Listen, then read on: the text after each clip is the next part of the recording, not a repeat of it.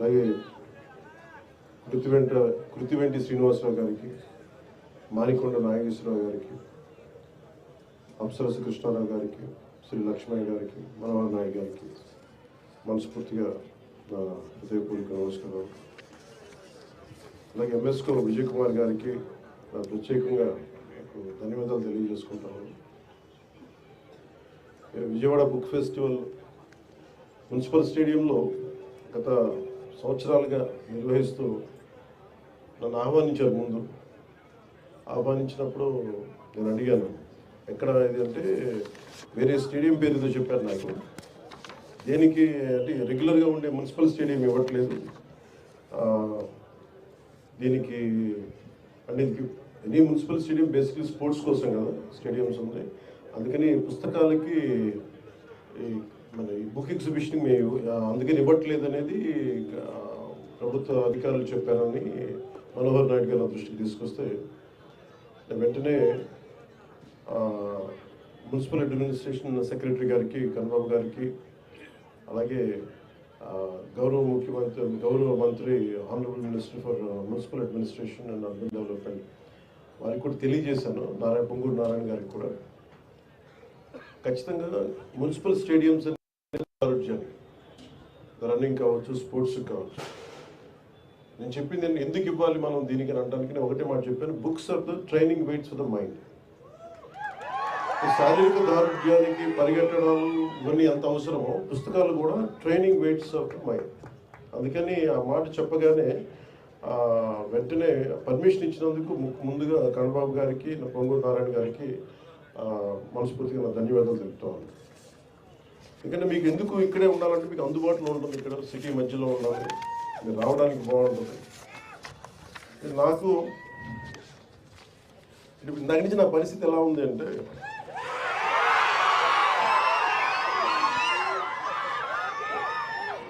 ఒక చిన్న అబ్బాయిని అమ్మా నాన్న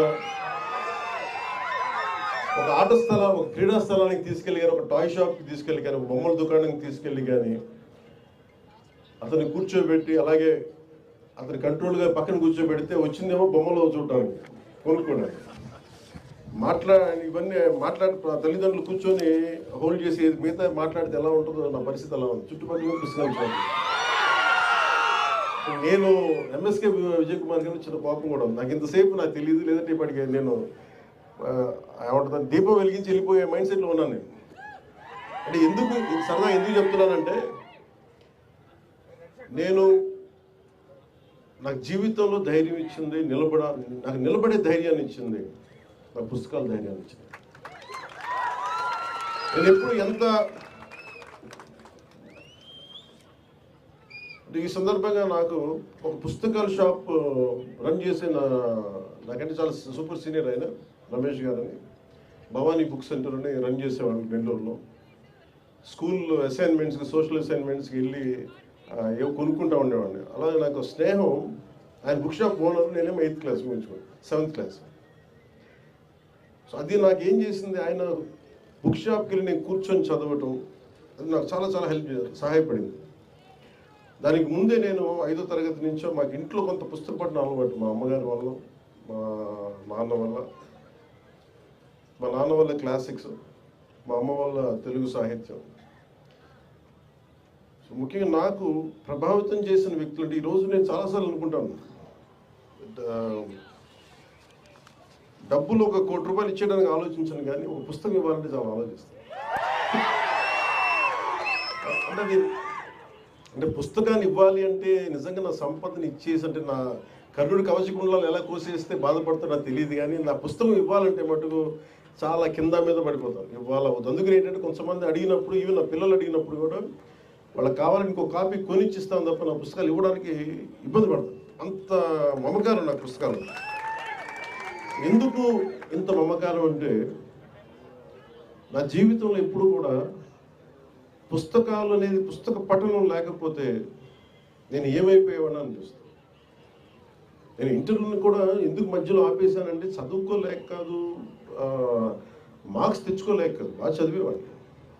కానీ ఎందుకంటే నేను కోరుకుంటున్న చదువు పుస్తకాల్లో లేదు, క్లాస్ రూమ్లో లేదు.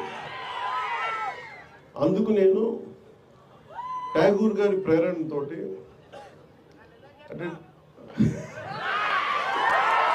రవీంద్రనాథ్ ట్యాగూర్ స్కూల్కి వెళ్ళకుండా ఇంట్లోనే కూర్చొని నేర్చుకున్నారంటే అది నేను కూడా ప్రేరణ తీసుకొని ఆయనలాగే చెట్లు చేమలు మొక్కలు చూస్తాం. మా దగ్గరికి అంత లగ్జరీ లేదు, పెద్ద ఉద్యానవనాలు లేవు. మాకు కూడా 2 రోజా మొక్కలతో కుండీల్లో చూస్తాం. పుస్తకాలు పెట్టుకొని క్లాస్ పుస్తకాలు పెట్టుకుని రోజా పువ్వులను చూస్తూ ఉండిపోయాడు. ఎట్లా ఎగ్జామ్స్ ఫెయిల్ అవుతాం కదా ఖచ్చితంగా అలా చూస్తూ ఉంటాం.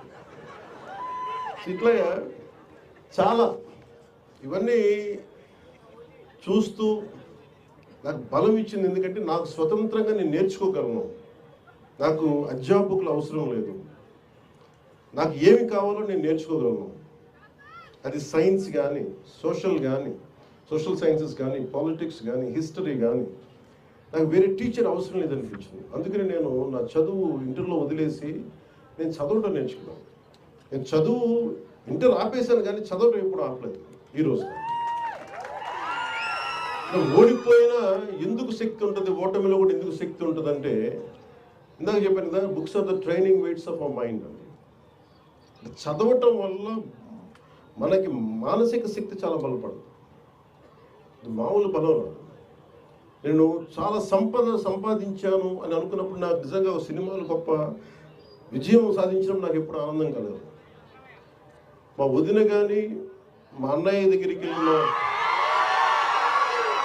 అంటే నాకు ఈ బుక్ ఫెయిర్కి రాగానే నాకు ఎక్కడో మద్రాసులో ఇప్పుడు చెన్నైలో ఒక తెలుగు ఇట్లాగే బుక్ ఫెయిర్కి వెళ్ళేవాడు. అక్కడ బుక్ ఫెయిర్ జరిగేది, తెలుగు సెక్షన్ కూడా ఉంది. అందులో రకరకాల పుస్తకాలు. అప్పుడు నేను కొన్నది మొదటిది